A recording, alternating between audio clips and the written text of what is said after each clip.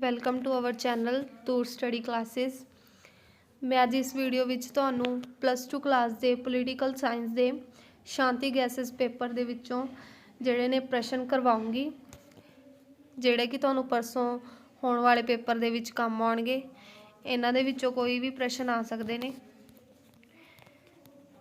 Start ਕਰਦੇ ਹਾਂ ਆਪਾਂ ਪ੍ਰਸ਼ਨ ਨੰਬਰ 1। ਦੇਖੋ, पहला प्रश्न है राजनीतिक व्यवस्था शब्द के दो भाग किहड़े-किहड़े हैं। इसका उत्तर है राजनीतिक अते व्यवस्था।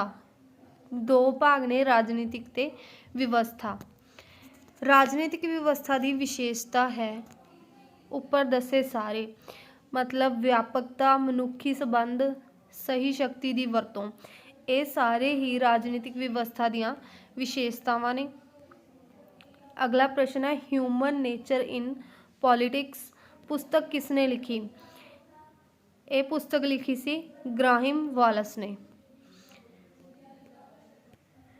इस तो इलावा ग्राहम वालस की लिखी हुई जिहड़ी बुक राजनीतिक विच मनुखी सुभाव ही हैगी आ, ते डेविड ईस्टन द्वारा लिखी गई पुस्तक जिहड़ी है राजनीतिक प्रणाली 1953।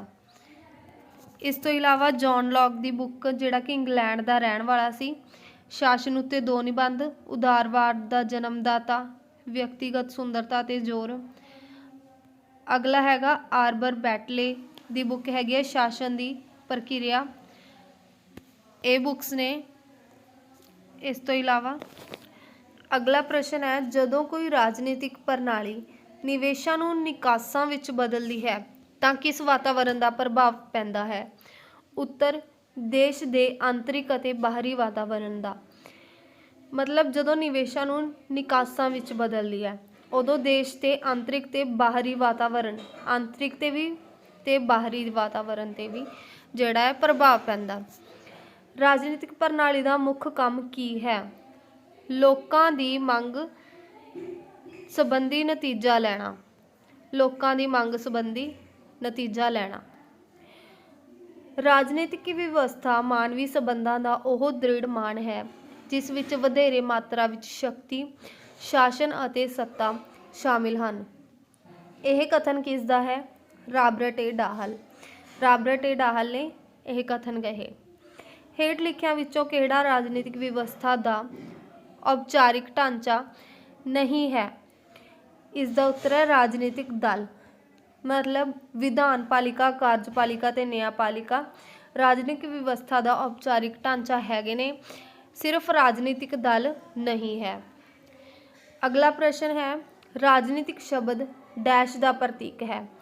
कानूनी दबाव शक्ति का। राजनीतिक शब्द कानूनी दबाव शक्ति का प्रतीक है।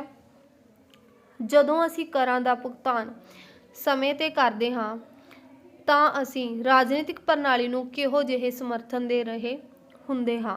ਕਿਹੋ ਜਿਹੇ ਸਮਰਥਨ ਜਿਹੜੇ ਆਪਾਂ ਦੇ ਰਹੇ ਹੁੰਦੇ ਆ ਜਦੋਂ ਅਸੀਂ ਭੁਗਤਾਨ ਕਰਦੇ ਹਾਂ। ਭੌਤਿਕ ਸਮਰਥਨ। ਜਾਨ ਲਾਕ किस देश ਦਾ राजनीतिक विद्वान सी। इंग्लैंड का। शास्त्रीय उदारवाद की विशेषता है उपर दसे सारे। मतलब राज एक जरूरी बुराई है, व्यक्ति की सर्वोच्च महानता, व्यक्ति साध्य अते राज साधन। शास्त्रीय उदारवाद दियां यह तीनों विशेषतावां ने। वर्ग संघर्ष का सिद्धांत किसने दिता। मार्कस ने। वर्ग संघर्ष का जिहड़ा सिद्धांत है मार्कस ने दिता सी। मार्कसवाद के अनुसार राज की होंद तो पहला आदिम समाज किहो जिहा सी। वर्ग रहत समाज। वर्ग रहत समाज। उत्तर गांधी जी अनुसार सत्याग्रह के रूप हैं उपर दसे सारे। ना मिलवर्तन, आत्म पीड़न, गलबात। ये गांधी जी अनुसार सत्याग्रह के स्वरूप ने। गांधी जी अनुसार लोकतंत्र की की विशेषता है। अहिंसावादी लोकतंत्र, जनता असली सत्ता की मालक, विकेंद्रीकृत लोकतंत्र। ये सारे ही लोकतंत्र दियां विशेषतावां ने गांधी जी अनुसार। नौकरशाही का दोष है। लाल फिताशाही, आम जनता दियां मंगां दी उपेक्षा, कागजां दी हेराफेरी, ये सारे नौकरशाही के दोष हैं। ਨੌਕਰਸ਼ਾਹੀ ਸ਼ਬਦ ਦੀ ਉਤਪਤੀ ਕਿਸ ਸਾਲ ਹੋਈ? 1745 ਦੇ ਵਿੱਚ। ਹੇਠ ਲਿਖਿਆਂ ਵਿੱਚੋਂ ਕਿਹੜਾ ਤੱਥ ਸਵਸਥ ਜਨਮਤ ਨੂੰ ਬੜਾਵਾ ਦਿੰਦਾ ਹੈ? ਉੱਤਰ ਸੁਤੰਤਰ ਪ੍ਰੈਸ ਨੂੰ। ਜਨਮਤ ਬਣਾਉਣ ਲਈ ਸਿਰਫ ਬਹੁਮਤ ਕਾਫੀ ਨਹੀਂ ਅਤੇ ਸਰਬਸੰਮਤੀ ਜ਼ਰੂਰੀ ਨਹੀਂ ਹੈ। ਇਹ ਕਿਸ ਦਾ ਕਥਨ ਹੈ? ਇਹ ਹੈ ਲਾਵੈਲ ਦਾ ਕਥਨ। ਜਨਮਤ ਬਣਾਉਣ ਲਈ ਸਿਰਫ ਬਹੁਮਤ ਕਾਫੀ ਨਹੀਂ ਹੈ ਅਤੇ ਸਰਬਸੰਮਤੀ ਜ਼ਰੂਰੀ ਨਹੀਂ ਹੈ। ਇਹ ਕਥਨ ਲਾਵੈਲ ਨੇ ਕਹੇ ਸੀ। ਦਲ ਪ੍ਰਣਾਲੀ ਹੇਠ ਲਿਖੇ ਪ੍ਰਕਾਰ ਦੀ ਹੁੰਦੀ ਹੈ। ਇੱਕ ਦਲੀ ਵੀ ਹੁੰਦੀ ਹੈ, ਬਹੁਦਲੀ ਵੀ ਹੁੰਦੀ ਹੈ ਅਤੇ ਦੋ ਦਲੀ ਵੀ ਹੁੰਦੀ ਹੈ। ਮਤਲਬ ਇਹ ਉਪਰੋਕਤ ਸਾਰੇ ਇਸ ਦਾ ਆਨਸਰ ਆ ਜਾਊਗਾ ਦਲ ਪ੍ਰਣਾਲੀ। ਹੇਠ ਲਿਖਿਆਂ ਵਿੱਚੋਂ ਕਿਹੜਾ ਰਾਜਨੀਤਿਕ ਦਲ ਦਾ ਕੰਮ ਨਹੀਂ ਹੈ? ਸੜਕਾਂ ਤੇ ਪੁਲ ਬਣਾਉਣਾ। ਇਹ ਰਾਜਨੀਤਿਕ ਦਲ ਦਾ ਕੰਮ ਨਹੀਂ ਹੈ। ਮਤਲਬ ਜਨਮਤ ਤਿਆਰ ਕਰਨਾ, ਰਾਜਨੀਤਿਕ ਸਿੱਖਿਆ ਦੇਣਾ, ਚੋਣ ਲੜਨਾ, ਇਹ ਰਾਜਨੀਤਿਕ ਦੇ ਕੰਮ ਨੇ। ਸੜਕਾਂ ਤੇ ਪੁਲ ਬਣਾਉਣਾ ਰਾਜਨੀਤਿਕ ਦਾ ਕੰਮ ਨਹੀਂ ਹੈ। ਦਬਾਅ ਸਮੂਹ ਅਪਣਾਉਂਦੇ ਹਨ। ਸ਼ਾਂਤੀਪੂਰਨ ਅਤੇ ਹਿੰਸਾਤਮਕ ਸਾਧਨ। ਮਤਲਬ ਸ਼ਾਂਤੀਪੂਰਨ ਤੇ ਹਿੰਸਾਤਮਕ ਸਾਧਨ ਦਬਾਅ ਸਮੂਹ ਦੋਨਾਂ ਨੂੰ ਹੀ ਅਪਣਾਉਂਦੇ ਨੇ। ਦਬਾਅ ਸਮੂਹ ਦਾ ਆਧਾਰ ਹੁੰਦਾ ਹੈ ਇੱਕ ਧਰਮ। ਭਾਰਤ ਦੇ ਕਿਸ ਪ੍ਰਧਾਨ ਮੰਤਰੀ ਨੇ ਸਭ ਤੋਂ ਪਹਿਲਾਂ ਅਮਰੀਕਾ ਦੀ ਯਾਤਰਾ ਕੀਤੀ?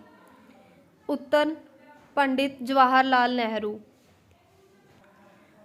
ਅਮਰੀਕਾ ਦੀ ਯਾਤਰਾ ਸਭ ਤੋਂ ਪਹਿਲਾਂ ਪੰਡਿਤ ਜਵਾਹਰ ਲਾਲ ਨਹਿਰੂ ਨੇ ਕੀਤੀ ਸੀ। ਭਾਰਤ ਪਾਕਿਸਤਾਨ ਵਿੱਚ ਤਾਸ਼ਕੰਦ ਸਮਝੌਤਾ ਕਰਵਾਉਣ ਲਈ ਕਿਸ ਨੇ ਮਹੱਤਵਪੂਰਨ ਭੂਮਿਕਾ ਨਿਭਾਈ? ਸੋਵੀਅਤ ਨੇਤਾ। ਵਰਤਮਾਨ ਸਮੇਂ ਵਿੱਚ ਹੇਠ ਲਿਖੀ ਵਿਚਾਰਧਾਰਾ ਪਾਈ ਜਾਂਦੀ ਹੈ। ਵਿਸ਼ਵੀਕਰਨ ਜਿਹੜੀ ਵਰਤਮਾਨ ਸਮੇਂ ਦੇ ਵਿੱਚ ਵਿਚਾਰਧਾਰਾ ਪਾਈ ਜਾਂਦੀ ਹੈ। ਵਿਸ਼ਵੀਕਰਨ ਦਾ ਪ੍ਰਭਾਵ ਭਾਰਤ ਵਿੱਚ ਪਾਇਆ ਜਾਂਦਾ ਹੈ। ਵਿਸ਼ਵੀਕਰਨ ਦਾ ਜਿਹੜਾ ਪ੍ਰਭਾਵ ਹੈ ਉਹ ਭਾਰਤ ਦੇ ਵਿੱਚ ਪਾਇਆ ਜਾਂਦਾ ਹੈ। ਬਿਲਕੁਲ ਕਰੈਕਟ ਆਨਸਰ। ਅੱਗੇ ਖਾਲੀ ਥਾਵਾਂ। ਰਾਜਨੀਤਿਕ ਸ਼ਬਦ ਡੈਸ਼ ਦਾ ਸੂਚਕ ਹੈ? ਸੱਤਾ। ਰਾਜਨੀਤਿਕ ਵਿਵਸਥਾ ਦੇ ਦੋ ਭਾਗ ਰਾਜਨੀਤਿਕ ਅਤੇ ਵਿਵਸਥਾ ਹਨ। ਆਪਾਂ ਮਲਟੀਪਲ ਚੋਇਸ 'ਚ ਵੀ ਕੀਤਾ ਹੈ ਕੁਐਸਚਨ। ਸ਼ਾਸਨ ਰਾਜ ਦੀ ਇੱਕ ਮੁੱਖ ਸੰਸਥਾ ਹੈ ਜਿਸ ਦੇ ਮੁੱਖ 3 ਅੰਗ ਨੇ। ਕਾਰਜਪਾਲਿਕਾ ਅਤੇ ਨਿਆਂਪਾਲਿਕਾ ਆਪਾਂ ਨੂੰ ਦਿੱਤਾ ਹੋਇਆ। ਇੱਥੇ ਆਊਗਾ ਵਿਧਾਨਪਾਲਿਕਾ। ਵਿਧਾਨਪਾਲਿਕਾ, ਕਾਰਜਪਾਲਿਕਾ ਅਤੇ ਨਿਆਂਪਾਲਿਕਾ ਇਹ 3 ਮੁੱਖ ਅੰਗ ਨੇ। ਤੁਲਨਾਤਮਕ ਰਾਜਨੀਤੀ ਤੋਂ ਭਾਵ ਰਾਜਨੀਤਿਕ ਸੰਸਥਾਵਾਂ ਦੇ ਡੈਸ਼ ਅਧਿਐਨ ਤੋਂ ਹੈ। ਤੁਲਨਾਤਮਕ। ਰਾਜਨੀਤਿਕ ਸੰਸਕ੍ਰਿਤੀ ਦਾ ਸਭ ਤੋਂ ਪਹਿਲਾ ਪ੍ਰਯੋਗ ਸੰਨ 1956 ਵਿੱਚ ਕੀਤਾ ਗਿਆ। ਆਲਮੰਡ ਦੁਆਰਾ ਲਿਖਿਆ ਗਿਆ ਲੇਖ ਡੈਸ਼ ਵਿੱਚ ਛਪਿਆ। Journal of politics science. Next. ਰਾਜਨੀਤੀ ਸੰਸਕ੍ਰਿਤੀ ਸ਼ਬਦ ਸਭ ਤੋਂ ਪਹਿਲੇ ਪ੍ਰਯੋਗ ਡੈਸ਼ ਨੇ ਕੀਤਾ। Gabriel almond. ਆਲਮੰਡ ਨੇ ਰਾਜਨੀਤਿਕ ਸੱਭਿਆਚਾਰ ਦੀ ਵਰਤੋਂ ਆਪਣੇ ਇੱਕ ਲੇਖ ਡੈਸ਼ ਵਿੱਚ ਕੀਤੀ। ਕੰਪੈਰੇਟਿਵ ਪੋਲੀਟੀਕਲ ਸਿਸਟਮ ਵਿੱਚ ਕੀਤੀ। ਰਾਜਨੀਤਿਕ ਸਮਾਜੀਕਰਨ ਨਾਂ ਦੀ ਪੁਸਤਕ ਡੈਸ਼ ਨੇ ਲਿਖੀ। ਹਰਬਰਟ ਹੀਮੈਨ ਨੇ। ਰਾਜਨੀਤਿਕ ਸਮਾਜੀਕਰਨ ਨਾਮਕ ਪੁਸਤਕ ਸੰਨ 1959 ਵਿੱਚ ਪ੍ਰਕਾਸ਼ਿਤ ਹੋਈ। ਪਰਿਵਾਰ ਰਾਜਨੀਤਿਕ ਸਮਾਜੀਕਰਨ ਦੀ ਇੱਕ ਮਹੱਤਵਪੂਰਨ ਏਜੰਸੀ ਹੈ। ਏਜੰਸੀ ਉੱਤਰ ਦਿੱਤਾ ਹੋਇਆ ਤੁਹਾਨੂੰ। ਲਿਬਰਲਿਜ਼ਮ ਸ਼ਬਦ ਦੀ ਉਤਪਤੀ। ਕੁਐਸਚਨ ਸਕਿਪ ਹੋ ਗਿਆ। ਉਦਾਰਵਾਦ ਡੈਸ਼ ਨਹੀਂ ਹੈ। ਵਿਅਕਤੀਵਾਦ। ਉਦਾਰਵਾਦ ਜਿਹੜਾ ਵਿਅਕਤੀਵਾਦ ਨਹੀਂ ਹੈ। ਉਦਾਰਵਾਦ ਵਿਅਕਤੀਵਾਦ ਨਹੀਂ ਹੈ। ਲਿਬਰਲਿਜ਼ਮ ਸ਼ਬਦ ਦੀ ਉਤਪਤੀ ਡੈਸ਼ ਭਾਸ਼ਾ ਦੇ ਸ਼ਬਦ ਤੋਂ ਹੋਈ। ਉੱਤਰ ਲੈਟਿਨ। ਡੈਸ਼ ਸਮਾਜਵਾਦ ਦਾ ਜਨਮਦਾਤਾ ਕਿਹਾ ਜਾਂਦਾ ਹੈ। ਕਾਰਲ ਮਾਰਕਸ ਨੂੰ ਸਮਾਜਵਾਦ ਦਾ ਜਨਮਦਾਤਾ ਕਿਹਾ ਜਾਂਦਾ ਹੈ। ਵਰਗ ਸੰਘਰਸ਼ ਦਾ ਸਿਧਾਂਤ ਡੈਸ਼ ਨੇ ਦਿੱਤਾ। ਕਾਰਲ ਮਾਰਕਸ ਨੇ। ਐਂਜਲਸ ਦੇ ਅਨੁਸਾਰ ਰਾਜ ਅਤੇ ਪੂੰਜੀਪਤੀਆਂ ਦੀ ਡੈਸ਼ ਮਾਤਰ ਹੈ। ਪ੍ਰਬੰਧਕ ਸਮਿਤੀ। ਮਹਾਤਮਾ ਗਾਂਧੀ ਨੂੰ ਭਾਰਤ ਦਾ ਡੈਸ਼ ਕਿਹਾ ਜਾਂਦਾ ਹੈ, ਰਾਸ਼ਟਰਪਿਤਾ। ਗਾਂਧੀ ਜੀ ਦੇ ਰਾਜਨੀਤਿਕ ਗੁਰੂ ਡੈਸ਼ ਸਨ, ਗੋਪਾਲ ਕ੍ਰਿਸ਼ਨ ਗੋਖਲੇ ਜਿਹੜੇ ਗਾਂਧੀ ਜੀ ਦੇ ਰਾਜਨੀਤਿਕ ਗੁਰੂ ਸੀ। ਨੌਕਰਸ਼ਾਹੀ ਸ਼ਬਦ ਨੂੰ ਅੰਗਰੇਜ਼ੀ ਵਿੱਚ ਡੈਸ਼ ਕਿਹਾ ਜਾਂਦਾ ਹੈ, ਉੱਤਰ ਬਿਊਰੋਕਰੇਸੀ। ਨੌਕਰਸ਼ਾਹੀ ਸ਼ਬਦ ਦੀ ਮੁੱਖ ਵਿਸ਼ੇਸ਼ਤਾ ਕੰਮ ਦੀ ਤਰਕਪੂਰਨ ਡੈਸ਼ ਹੈ, ਵੰਡ। ਚੋਣ ਵਿੱਚ ਸਫਲ ਉਮੀਦਵਾਰ ਨੂੰ ਡੈਸ਼ ਕਿਹਾ ਜਾਂਦਾ ਹੈ, ਪ੍ਰਤੀਨਿਧੀ, ਉੱਤਰ ਪ੍ਰਤੀਨਿਧੀ। ਡੈਸ਼ ਦੀ ਆਵਾਜ਼ ਪਰਮਾਤਮਾ ਦੀ ਆਵਾਜ਼ ਹੁੰਦੀ ਹੈ। ਜਨਤਾ ਦੀ ਆਵਾਜ਼ ਜਿਹੜੀ ਪਰਮਾਤਮਾ ਦੀ ਆਵਾਜ਼ ਹੁੰਦੀ ਹੈ, ਮਤਲਬ ਜਨਤਾ ਦੀ ਆਵਾਜ਼ ਨੂੰ ਪਰਮਾਤਮਾ ਦੀ ਆਵਾਜ਼ ਸਮਝਿਆ ਜਾਂਦਾ।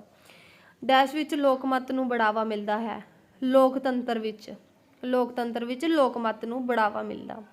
ਰਾਜਨੀਤਿਕ ਦਲ ਡੈਸ਼ ਦੀ ਜਾਨ ਕਹਾਉਂਦੇ ਹਨ, ਲੋਕਤੰਤਰ ਦੀ। ਰਾਜਨੀਤਿਕ ਦਲ ਦਾ ਉਦੇਸ਼ ਡੈਸ਼ ਸ਼ਕਤੀ ਪ੍ਰਾਪਤ ਕਰਨਾ ਹੁੰਦਾ ਹੈ।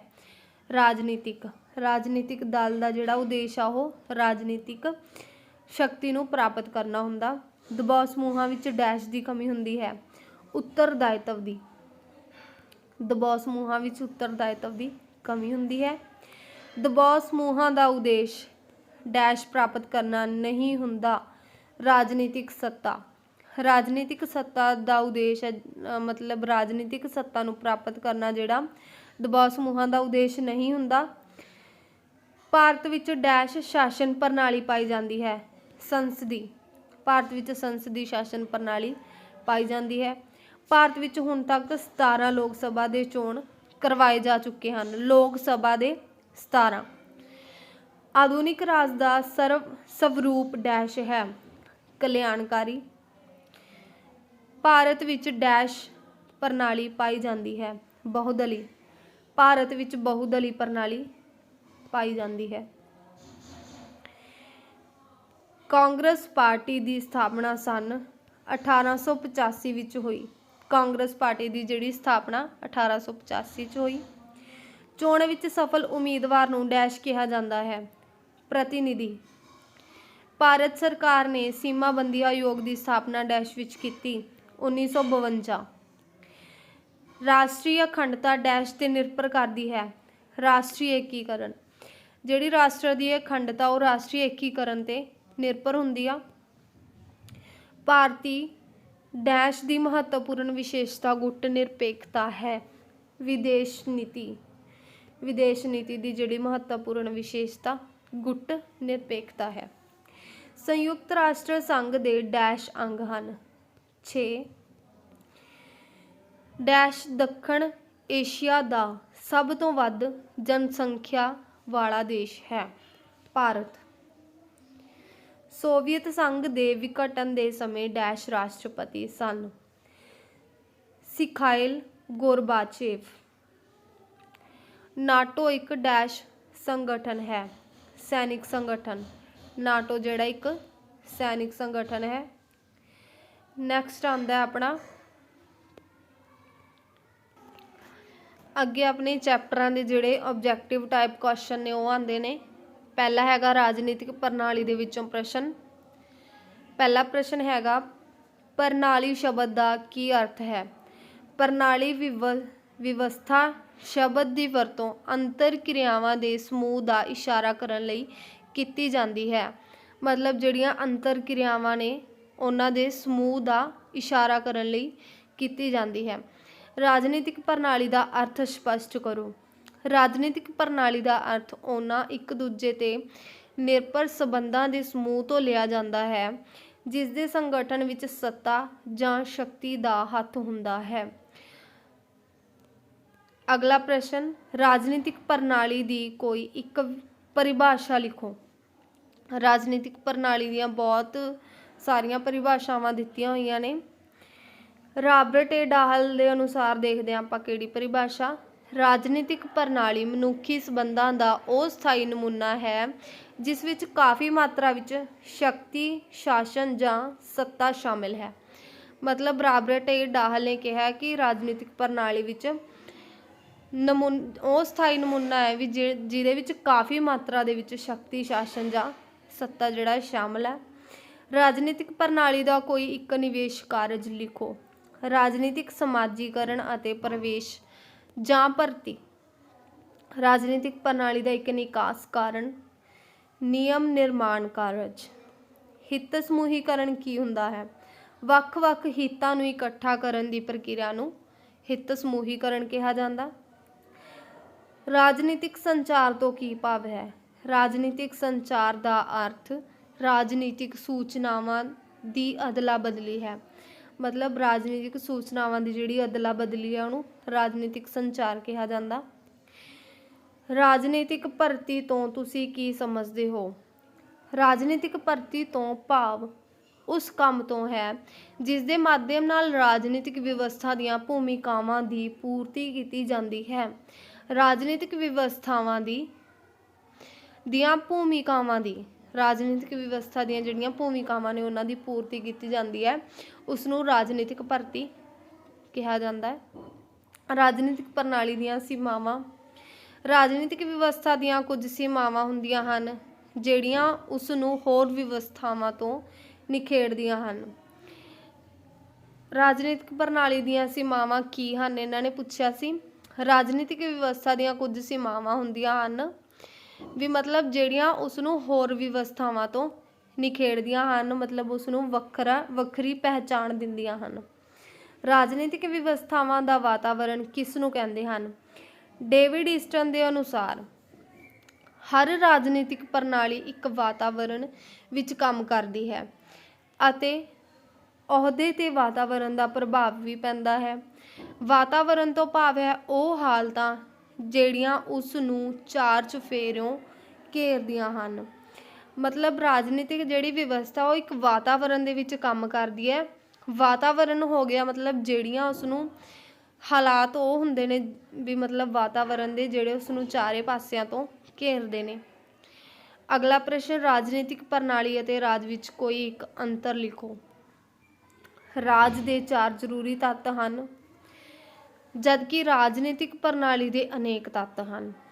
ਰਾਜ ਦੇ ਸਿਰਫ 4 ਜ਼ਰੂਰੀ ਤੱਤ ਨੇ ਪਰੰਤੂ ਰਾਜਨੀਤਿਕ ਪ੍ਰਣਾਲੀ ਦੇ ਬਹੁਤ ਸਾਰੇ ਤੱਤ ਨੇ ਜਿੰਨੇ ਵੀ ਆਪਾਂ ਲਿਖ ਸਕਦੇ ਹਾਂ। ਅਗਲਾ ਆਉਂਦਾ ਹੈ 3rd, ਰਾਜਨੀਤਿਕ ਸੱਭਿਆਚਾਰ। ਰਾਜਨੀਤਿਕ ਸੰਸਕ੍ਰਿਤੀ ਦਾ ਕੋਈ ਇੱਕ ਤੱਤ। ਰਾਜਨੀਤਿਕ ਮੁੱਲ। ਰਾਜਨੀਤਿਕ ਸੱਭਿਆਚਾਰ ਦੇ ਕੋਈ 2 ਮੁੱਖ ਤੱਤ ਲਿਖੋ। ਰਾਜਨੀਤਿਕ ਸੱਭਿਆਚਾਰ ਦੇ 2 ਮੁੱਖ ਤੱਤ ਹਨ ਰਾਜਨੀਤਿਕ ਕਦਰਾਂ ਕੀਮਤਾਂ ਤੇ ਰਾਜਨੀਤਿਕ ਦ੍ਰਿਸ਼ਟੀਕੋਣ। ਇਹ 2 ਮੁੱਖ ਤੱਤ ਨੇ ਰਾਜਨੀਤਿਕ ਸੱਭਿਆਚਾਰ ਦੇ। ਆਲਮੰਡ ਦੇ ਅਨੁਸਾਰ ਰਾਜਨੀਤਿਕ ਸੰਸਕ੍ਰਿਤੀ ਦਾ ਕੋਈ ਇੱਕ ਰੂਪ ਦੱਸੋ। ਤੰਗ ਜਾਂ ਸੀਮਿਤ ਸੰਸਕ੍ਰਿਤੀ। ਰਾਜਨੀਤਿਕ ਸੰਸਕ੍ਰਿਤੀ ਦਾ ਕੋਈ ਇੱਕ ਰੂਪ ਦੱਸੋ। ਵਿਚਾਰਾ ਧਾਰਮਿਕ ਰਾਜਨੀਤਿਕ ਸੰਸਕ੍ਰਿਤੀ। ਅਗਲਾ, ਰਾਜਨੀਤਿਕ ਸਮਾਜੀਕਰਨ। ਰਾਜਨੀਤਿਕ ਸਮਾਜੀਕਰਨ ਦੇ ਕੋਈ 2 ਸਾਧਨਾਂ ਦੇ ਨਾਮ। ਪਰਿਵਾਰ ਤੇ ਸਿੱਖਿਆ ਸੰਸਥਾਵਾਂ। 2 ਸਾਧਨ ਨੇ ਸਮਾਜੀਕਰਨ ਦੇ, ਰਾਜਨੀਤਿਕ ਸਮਾਜੀਕਰਨ ਦੇ। ਰਾਜਨੀਤਿਕ ਸਮਾਜੀਕਰਨ ਤੋਂ ਕੀ ਭਾਵ ਹੈ? ਰਾਜਨੀਤਿਕ ਸਮਾਜੀਕਰਨ ਉਸ ਵਿਧੀ ਦਾ ਨਾਂ ਹੈ ਜਿਸ ਦੁਆਰਾ ਵਿਅਕਤੀ ਰਾਜਨੀਤਿਕ ਪ੍ਰਣਾਲੀ ਦੇ ਪ੍ਰਤੀ ਆਚਾਰ ਵਿਹਾਰ ਸਿੱਖਦਾ ਹੈ। ਵਿਅਕਤੀ ਜਿਹੜੇ ਰਾਜਨੀਤਿਕ ਪ੍ਰਣਾਲੀ ਦੇ ਪ੍ਰਤੀ ਆਚਾਰ ਵਿਹਾਰ ਜਿਹੜੇ ਨੇ ਸਿੱਖਦਾ ਹੈ। ਰਾਜਨੀਤਿਕ ਸਮਾਜੀਕਰਨ ਦੇ ਰੂਪ। ਸਪਸ਼ਟ ਰਾਜਨੀਤਿਕ ਸਮਾਜੀਕਰਨ ਤੇ ਗੁਪਤ ਰਾਜਨੀਤਿਕ ਸਮਾਜੀਕਰਨ। ਰਾਜਨੀਤਿਕ ਸਮਾਜੀਕਰਨ ਦੀ ਪ੍ਰਕਿਰਿਆ ਵਿੱਚ ਸੰਚਾਰ ਦੇ ਸਾਧਨਾਂ ਦਾ ਮਹੱਤਵ ਲਿਖੋ। ਆਕਾਸ਼ਵਾਣੀ ਅਤੇ ਦੂਰਦਰਸ਼ਨ ਸੰਚਾਰ ਦੇ ਸਭ ਤੋਂ ਮਹੱਤਵਪੂਰਨ ਸਾਧਨ ਹਨ। ਇਹਨਾਂ ਸਾਧਨਾਂ ਦੁਆਰਾ ਅਨਪੜ੍ਹ, ਅਵਿਕਸਿਤ ਅਤੇ ਹੋਰ ਸਾਰੇ ਲੋਕਾਂ ਦੇ ਦ੍ਰਿਸ਼ਟੀਕੋਣ ਨੂੰ ਪ੍ਰਭਾਵਿਤ ਕੀਤਾ ਜਾ ਸਕਦਾ ਹੈ। ਪਰਿਵਾਰ ਰਾਜਨੀਤਿਕ ਸਮਾਜੀਕਰਨ ਵਿੱਚ ਕੀ ਰੋਲ ਅਦਾ ਕਰਦਾ ਹੈ? ਪਰਿਵਾਰ ਵਿੱਚ ਬੱਚਾ ਆਗਿਆ ਪਾਲਣ, ਸਹਿਨਸ਼ੀਲਤਾ, ਅਨੁਸ਼ਾਸਨ ਆਦਿ ਗੁਣ ਸਿੱਖਦਾ ਹੈ। ਨੈਕਸਟ ਹੈ ਉਦਾਰਵਾਦ। ਉਦਾਰਵਾਦ ਦੇ ਕੋਈ ਇੱਕ ਵਿਆਖਿਆਕਾਰ ਦਾ ਨਾਮ। ਲਾਸਕੀ ਜਾਂ T.H. ਗ੍ਰੀਨ ਵੀ ਲਿਖ ਸਕਦੇ ਹੋ ਤੁਸੀਂ। ਉਦਾਰਵਾਦ ਦੀ ਇੱਕ ਪਰਿਭਾਸ਼ਾ ਲਿਖੋ। ਸਾਟੋਰੀ ਦੇ ਅਨੁਸਾਰ ਦੇਖਦੇ ਆਪਾਂ ਉਦਾਰਵਾਦ ਦੀ ਪਰਿਭਾਸ਼ਾ। ਸਧਾਰਨ ਸ਼ਬਦਾਂ ਵਿੱਚ ਉਦਾਰਵਾਦ ਵਿਅਕਤੀਗਤ ਸੁਤੰਤਰਤਾ, ਨਿਆਇਕ ਸੁਰੱਖਿਆ ਅਤੇ ਸੰਵਿਧਾਨਿਕ ਰਾਜ ਦਾ ਸਿਧਾਂਤ ਅਤੇ ਵਿਵਹਾਰ ਹੈ। ਇਹ ਸਾਟੋਰੀ ਦੇ ਅਨੁਸਾਰ ਹੈ। ਉਦਾਰਵਾਦ ਦੇ ਕੋਈ ਦੋ ਰੂਪ ਲਿਖੋ। ਸ਼ਾਸਤਰੀ ਉਦਾਰਵਾਦ ਤੇ ਸਮਕਾਲੀਨ ਉਦਾਰਵਾਦ। ਸਮਕਾਲੀ ਜਾਂ ਆਧੁਨਿਕ ਉਦਾਰਵਾਦ ਤੋਂ ਕੀ ਭਾਵ ਹੈ? ਸਮਕਾਲੀ ਜਿਹੜਾ ਉਦਾਰਵਾਦ ਆ ਉਹ ਵਿਅਕਤੀ ਦੇ ਅਧਿਕਾਰਾਂ ਨੂੰ ਸਮਾਜ ਦੀ ਦੇਣ ਮੰਨਦੇ ਹਨ ਅਤੇ ਸਮਕਾਲੀ ਉਦਾਰਵਾਦ ਵਿਅਕਤੀ ਦੇ ਵਿਕਾਸ ਲਈ ਰਾਜ ਨੂੰ ਸਾਰੇ ਕੰਮ ਕਰਨ ਲਈ ਆਖਦਾ ਹੈ। ਪਰੰਪਰਾਵਾਦੀ ਉਦਾਰਵਾਦ ਤੋਂ ਕੀ ਭਾਵ ਹੈ? ਪਰੰਪਰਾਵਾਦੀ ਉਦਾਰਵਾਦ ਵਿਅਕਤੀਵਾਦ ਅਤੇ ਕੁਦਰਤੀ ਅਧਿਕਾਰਾਂ ਦਾ ਸਮਰਥਨ ਹੁੰਦਾ ਹੈ। ਅੱਗੇ ਆਉਂਦਾ ਹੈ ਮਾਰਕਸਵਾਦ। ਕਾਰਲ ਮਾਰਕਸ ਦੀਆਂ ਪ੍ਰਸਿੱਧ ਰਚਨਾਵਾਂ ਦੇ ਨਾਮ। ਸਾਮਵਾਦੀ, ਐਲਾਨਨਾਮ ਅਤੇ ਦਾਸ ਕੈਪੀਟਲ ਕਾਰਲ ਮਾਰਕਸ ਦੀਆਂ ਜਿਹੜੀਆਂ ਪ੍ਰਸਿੱਧ ਰਚਨਾਵਾਂ ਹੋਈਆਂ ਨੇ ਇਹ ਪਾਈਆਂ ਜਾਂਦੀਆਂ ਨੇ ਸਾਮਵਾਦ, ਐਲਾਨਨਾਮ ਤੇ ਦਾਸ ਕੈਪੀਟਲ। ਦਵੰਦਵਾਦ ਕਿਸ ਭਾਸ਼ਾ ਦੇ ਕਿਹੜੇ ਸ਼ਬਦ ਤੋਂ ਲਿਆ ਗਿਆ ਹੈ? ਦਵੰਦਵਾਦ ਜਿਹੜਾ ਲੈਟਿਨ ਭਾਸ਼ਾ ਦੇ ਸ਼ਬਦ ਡਾਇਲਿਗੋ ਤੋਂ ਲਿਆ ਗਿਆ ਹੈ। ਡਾਇਲਿਗੋ।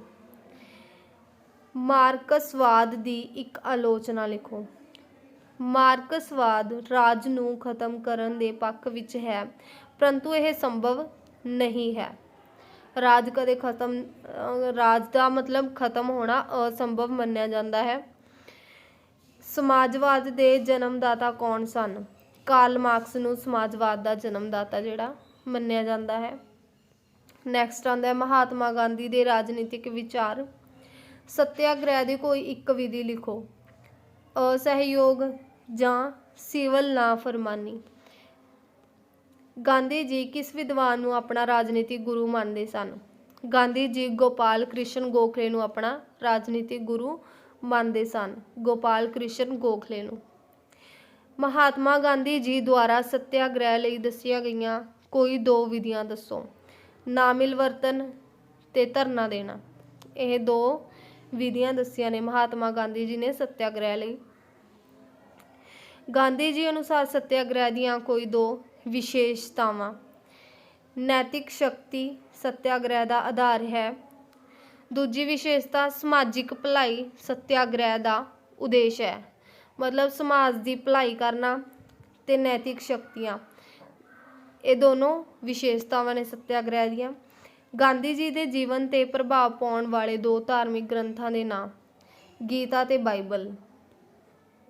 ਸਿਵਲ ਨਾਫਰਮਾਨੀ ਤੋਂ ਗਾਂਧੀ ਜੀ ਦਾ ਕੀ ਭਾਵ ਸੀ? ਬ੍ਰਿਟਿਸ਼ ਸਰਕਾਰ ਦੇ ਗਲਤ ਕਾਨੂੰਨਾਂ ਨੂੰ ਸਮੂਹਿਕ ਤੌਰ ਤੇ ਮੰਨਣ ਤੋਂ ਇਨਕਾਰ ਕਰ ਦਿੱਤਾ। ਇਹ ਸੀ ਜਿਹੜਾ ਗਾਂਧੀ ਜੀ ਨੇ ਸਿਵਲ ਨਾਫਰਮਾਨੀ ਦਾ ਭਾਵ ਦੱਸਿਆ ਹੈ ਗਾਂਧੀ ਜੀ ਦੁਆਰਾ। ਅਗਲਾ ਆਉਂਦਾ ਹੈ ਨੌਕਰਸ਼ਾਹੀ। ਨੌਕਰਸ਼ਾਹੀ ਦੀ ਕੋਈ ਇੱਕ ਪਰਿਭਾਸ਼ਾ ਲਿਖੋ। ਪਾਲ ਐਪਲਬਾਈ ਅਨੁਸਾਰ ਜਿਹੜੀ ਪਰਿਭਾਸ਼ਾ ਨੌਕਰਸ਼ਾਹੀ ਤਕਨੀਕੀ ਪੱਖ ਤੋਂ ਸਿੱਖਿਅਤ ਵਿਅਕਤੀਆਂ ਦਾ ਪੇਸ਼ਾਵਰ ਵਰਗ ਹੈ ਜਿਹੜਾ ਤਰਤੀਬਵਾਰ ਸੰਗਠਿਤ ਹੁੰਦਾ ਹੈ ਅਤੇ ਨਿਰਪੱਖ ਰੂਪ ਵਿੱਚ ਰਾਜ ਦੀ ਸੇਵਾ ਕਰਦਾ ਹੈ। ਨੌਕਰਸ਼ਾਹੀ ਦੀਆਂ ਵਿਸ਼ੇਸ਼ਤਾਵਾਂ। ਪਹਿਲੀ ਵਿਸ਼ੇਸ਼ਤਾ ਹੈ ਨੌਕਰਸ਼ਾਹੀ ਅਧਿਕਾਰੀਆਂ ਦਾ ਪੇਸ਼ਾਵਰ ਅਤੇ ਨਿਪੁੰਨ ਵਰਗ ਹੁੰਦਾ ਹੈ। ਦੂਜੀ ਵਿਸ਼ੇਸ਼ਤਾ ਇਸ ਦਾ ਕਾਰਜਕਾਲ ਜਿਹੜਾ ਨਿਸ਼ਚਿਤ ਕੀਤਾ ਜਾਂਦਾ ਹੈ, ਪਹਿਲਾਂ ਹੀ ਨਿਸ਼ਚਿਤ ਹੁੰਦਾ ਹੈ। ਨੌਕਰਸ਼ਾਹੀ ਦੇ ਦੋ ਗੁਣਾਂ ਦੇ ਨਾਮ। ਨੌਕਰਸ਼ਾਹੀ ਸ਼ਾਸਨ ਨੂੰ ਸਥਿਰਤਾ ਪ੍ਰਦਾਨ ਕਰਦਾ ਹੈ। ਨੌਕਰਸ਼ਾਹੀ ਦਾ ਸ਼ਾਸਨ ਯੋਗਤ ਤੇ ਆਧਾਰਿਤ ਹੁੰਦਾ ਹੈ। ਮਤਲਬ ਯੋਗ ਤੇ ਆਧਾਰਿਤ ਹੈ ਨੌਕਰਸ਼ਾਹੀ। ਮਤਲਬ ਪਹਿਲਾਂ ਯੋਗਤਾ ਦਿੱਤੀ ਜਾਂਦੀ ਹੈ। ਮਤਲਬ ਪਹਿਲਾਂ ਇੱਕ ਪੇਪਰ ਹੁੰਦਾ ਫਿਰ ਨੌਕਰਸ਼ਾਹੀ ਮਤਲਬ ਯੋਗਤਾ ਦੇਖ ਕੇ ਹੀ ਜਿਹੜਾ ਨੌਕਰਸ਼ਾਹੀ ਦੇ ਵਿੱਚ ਵਿਅਕਤੀ ਨੂੰ ਚੁਣਿਆ ਜਾਂਦਾ ਹੈ। ਬਿਊਰੋਕ੍ਰੇਸੀ ਸ਼ਬਦ ਕਿਸ ਭਾਸ਼ਾ ਤੋਂ ਲਿਆ ਗਿਆ ਹੈ? ਫ੍ਰੈਂਚ ਭਾਸ਼ਾ ਤੋਂ। ਪ੍ਰਤੱਖ ਭਰਤੀ ਤੋਂ ਕੀ ਭਾਵ ਹੈ? ਪ੍ਰਤੱਖ ਭਰਤੀ ਦੇ ਅੰਤਰਗਤ ਉਮੀਦਵਾਰਾਂ ਦੀ ਚੋਣ ਖੁੱਲ੍ਹੇ ਤੌਰ ਤੇ ਕੀਤੀ ਜਾਂਦੀ ਹੈ। ਭਰਤੀ ਦਾ ਅਰਥ ਲਿਖੋ। ਭਰਤੀ ਇੱਕ ਅਜਿਹੀ ਪ੍ਰਕਿਰਿਆ ਹੈ ਜਿਸ ਦੁਆਰਾ ਯੋਗ ਵਿਅਕਤੀਆਂ ਨੂੰ ਖਾਲੀ ਥਾਵਾਂ ਲਈ ਆਕਰਸ਼ਿਤ ਕਰਨਾ ਹੈ। ਪ੍ਰਤੱਖ ਚੋਣ ਪ੍ਰਣਾਲੀ ਦੇ 2 ਔਗੁਣ। ਪਹਿਲਾ ਔਗੁਣ ਹੈ ਆਮ ਨਾਗਰਿਕ ਆਪਣੇ ਪ੍ਰਤੀਨਿਧੀ ਦੀ ਚੋਣ ਨਹੀਂ ਕਰ ਸਕਦਾ ਕਿਉਂਕਿ ਉਸ ਵਿੱਚ ਇੰਨੀ ਸੂਝ-ਬੂਝ ਨਹੀਂ ਹੁੰਦੀ। ਦੂਜਾ ਔਗੁਣ ਹੈ ਪ੍ਰਤੱਖ ਚੋਣ ਪ੍ਰਣਾਲੀ ਖਰਚੀਲੀ ਪ੍ਰਣਾਲੀ ਹੈ। ਮਤਲਬ ਜਿਹੜੀ ਇਹ ਪ੍ਰਣਾਲੀ ਇਹਨੂੰ ਖਰਚੀਲੀ ਕਿਹਾ ਗਿਆ। ਨੌਕਰਸ਼ਾਹੀ ਦੀ ਸਿੱਧੀ ਭਰਤੀ ਦਾ ਕੋਈ ਇੱਕ ਗੁਣ। ਨੌਕਰਸ਼ਾਹੀ ਦੀ ਸਿੱਧੀ ਭਰਤੀ ਲੋਕਤਾਂਤਰਿਕ ਪੱਧਤੀ ਦੇ ਆਧਾਰ ਤੇ ਹੁੰਦੀ ਹੈ। ਨੈਕਸਟ ਆਉਂਦਾ ਚੋਣ ਮੰਡਲ ਜਾਂ ਚੋਣਕਾਰੀ। ਮਤਾਧਿਕਾਰ ਦਾ ਅਰਥ ਲਿਖੋ। ਵੋਟ ਪਾਉਣ ਦੇ ਅਧਿਕਾਰ ਨੂੰ ਮਤ ਅਧਿਕਾਰ ਕਿਹਾ ਜਾਂਦਾ ਹੈ। ਬਾਲਗ ਮਤ ਅਧਿਕਾਰ ਦਾ ਅਰਥ। ਬਾਲਗ ਮਤ ਅਧਿਕਾਰ ਤੋਂ ਭਾਵ ਸਾਰੇ ਬਾਲਗ ਵਿਅਕਤੀਆਂ ਨੂੰ ਬਿਨਾਂ ਕਿਸੇ ਭੇਦਭਾਵ ਦੇ ਮਤ ਅਧਿਕਾਰ ਦੇਣਾ ਹੈ। ਬਾਲਗ ਮਤ ਅਧਿਕਾਰ ਦੇ ਪੱਖ ਵਿੱਚ 2 ਦਲੀਲਾਂ ਦਿਓ। ਪਹਿਲਾ ਹੈ ਪ੍ਰਜਾਤੰਤਰ ਵਿੱਚ ਸਾਰੇ ਵਿਅਕਤੀ ਬਰਾਬਰ ਮੰਨੇ ਜਾਂਦੇ ਹਨ। ਦੂਜਾ ਬਾਲਗ ਮਤਾਧਿਕਾਰ ਦੁਆਰਾ ਚੁਣੀ ਗਈ ਸਰਕਾਰ ਵਧੇਰੇ ਸ਼ਕਤੀਸ਼ਾਲੀ ਹੁੰਦੀ ਹੈ। ਅਗਲਾ ਪ੍ਰਸ਼ਨ ਬਾਲਗ ਮਤ ਅਧਿਕਾਰ ਦੇ ਵਿਰੁੱਧ ਇੱਕ ਦਲੀਲ ਦਿਓ। ਸਾਰੇ ਵਿਅਕਤੀਆਂ ਨੂੰ ਬਰਾਬਰ ਰੂਪ ਨਾਲ ਅਧਿਕਾਰ ਦੇਣਾ ਤਰਕਹੀਣ ਹੈ। ਮਹਿਲਾ ਮਤ ਅਧਿਕਾਰ ਤੋਂ ਤੁਹਾਡਾ ਕੀ ਭਾਵ ਹੈ? ਮਹਿਲਾ ਮਤ ਅਧਿਕਾਰ ਦਾ ਅਰਥ ਹੈ ਬਿਨਾਂ ਕਿਸੇ ਭੇਦਭਾਵ ਦੇ ਮਹਿਲਾਵਾਂ ਨੂੰ ਮਤਦਾਨ ਦਾ ਅਧਿਕਾਰ ਦੇਣਾ। ਪ੍ਰਤੱਖ ਚੋਣ ਪ੍ਰਣਾਲੀ ਦਾ ਕੀ ਅਰਥ ਹੈ? ਜਿਸ ਚੋਣ ਪ੍ਰਣਾਲੀ ਵਿੱਚ ਮਤਦਾਤਾ ਖੁਦ ਆਪਣੇ ਪ੍ਰਤੀਨਿਧੀਆਂ ਦੀ ਚੋਣ ਕਰਦੇ ਹਨ ਉਸ ਨੂੰ ਪ੍ਰਤੱਖ ਚੋਣ ਪ੍ਰਣਾਲੀ ਕਹਿੰਦੇ ਹਨ। ਪ੍ਰਤੱਖ ਚੋਣ ਪ੍ਰਣਾਲੀ ਦਾ ਇੱਕ ਗੁਣ ਲਿਖੋ। ਪ੍ਰਤੱਖ ਚੋਣ ਪ੍ਰਣਾਲੀ ਜ਼ਿਆਦਾ ਲੋਕਤਾਂਤਰਿਕ ਹੈ। ਮਤਲਬ ਜਿਹੜੀ ਲੋਕਾਂ ਦੁਆਰਾ ਪ੍ਰਤੱਖ ਚੋਣ ਪ੍ਰਣਾਲੀ ਕੀਤੀ ਜਾਂਦੀ ਆ। ਪ੍ਰਤੱਖ ਚੋਣ ਪ੍ਰਣਾਲੀ ਦੇ 2 ਔਗੁਣ। ਪਹਿਲਾ ਹੈ ਆਮ ਨਾਗਰਿਕ ਆਪਣੇ ਪ੍ਰਤੀਨਿਧੀ ਦੀ ਚੋਣ ਨਹੀਂ ਕਰ ਸਕਦਾ ਕਿਉਂਕਿ ਉਸ ਨੂੰ ਇੰਨੀ ਸੂਝ-ਬੂਝ ਜਿਹੜੀ ਨਹੀਂ ਹੁੰਦੀ। ਪ੍ਰਤੱਖ ਚੋਣ ਪ੍ਰਣਾਲੀ ਜਿਹੜੀ ਆ ਖਰਚੀਲੀ ਹੁੰਦੀ ਹੈ।